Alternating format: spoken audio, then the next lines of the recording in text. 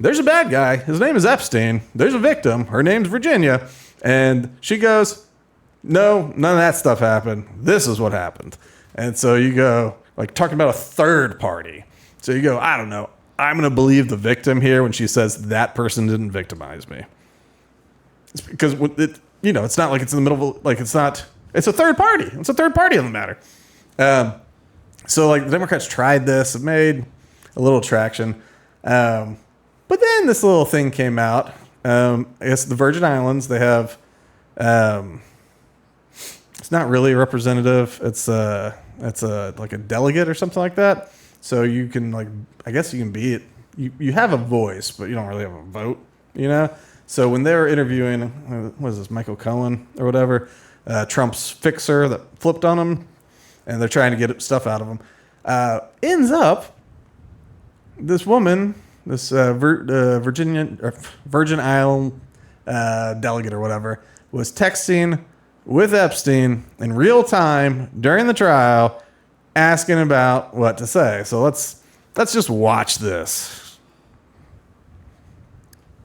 Me, and I'll take it under advisement now, and it's not a problem in terms of attorney-client privilege. Yes, I will turn it over. So you, as my Cohen friend, brought up Mr. Rona, Rona, out, misled this keeper of the secrets, in a written says submission that Epstein. contradicted your testimony. You have suggested Rona, you she are going asked? to review that. Did you review? Are you going to review it in our next break to correct the record? Yes or no? Yes. And then she says, Question: You helped out the president's campaign. quick, I'm or up were next. involved Is that in an the campaign as a acronym? She doesn't know what representative. Rona is. Even in your words today, Which was Epstein your just told idea her. for the campaign dating back to 2011. Is that accurate? Yes or no? Yes. That is his assistant, says 2011 is a Epstein. year that sticks in my head.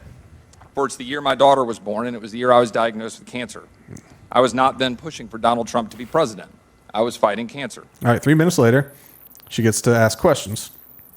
And so, You've mentioned some individuals to my colleague from New York, Ms. Connolly, and also in your testimony about Mr. Weisenberg and other individuals, Ms. Rona. Who are those individuals? Are they with the Trump Organization? They and are. Are there other people that we should be meeting with? So, Alan Weisselberg is the chief financial officer. Uh-huh. The You got to Trump quickly give us Organization. as many names as you Quickly. can so we can get quickly. Yes, ma'am. As Ms. Rona, what is Ms. Rona's position? Rona Graff is Mr. Trump's executive assistant. And would she be able to corroborate many of the statements that you've made here? Yes, her office is directly next to his, and she's involved in a lot that went on. Okay. Oh, 1 minute later. And I yield back at this time. Committee will now stand in recess again. We will come back. Good work, says Jeffrey About Epstein. 35 minutes. to the 35 delegate. minutes after the last vote begins. So All right. So basically, what's happening there is she's about to go up, and her homie is texting and saying like he just asked about this. She talked to Rona, or whatever. Mentions Rona, and she goes, "What is?" She thought it was an acronym. She had no idea what it was. Like she had no intelligence on the matter, and she's like, "Hey, I'm up next. You got it. Like, what is a Rona?" That's his assistant. She's, oh, okay. And so, she just fills time. You should give us some other names, like this person or Miss Rona. Like, who is Rona, And so you go, okay, so you were collaborating with Jeffrey Epstein to take out Trump in real time during an investigation, And actually, do I have a response? And so it's just not a big deal, apparently. It's not a big deal. Well, we'll end on this. It's just too fun.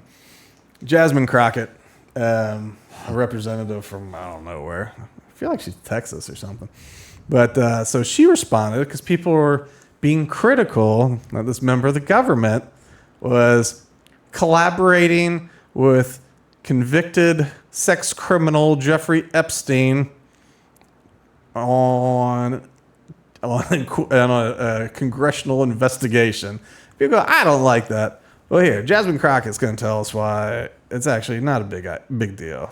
Switch. Because I'm sorry, but we don't have ethical rules that say that you can't receive text messages or you can't respond to text messages, especially if somebody has a certain record and you can't do it in committee. We all be sitting on our phones, and yes, people be texting. I mean, our staff texts us. Like, everybody texts us. Like, people, I remember when I had the bleach blonde situation, you know who was texting me? My pastor. Okay. So, like, situation. Let me be clear. There is no ethical violation. And so the idea or the audacity to decide that you want to strip a Black woman of her committee assignment because she was texting with Epstein. Because a Black woman getting stripped of her assignment just for collaborating with Jeffrey Epstein.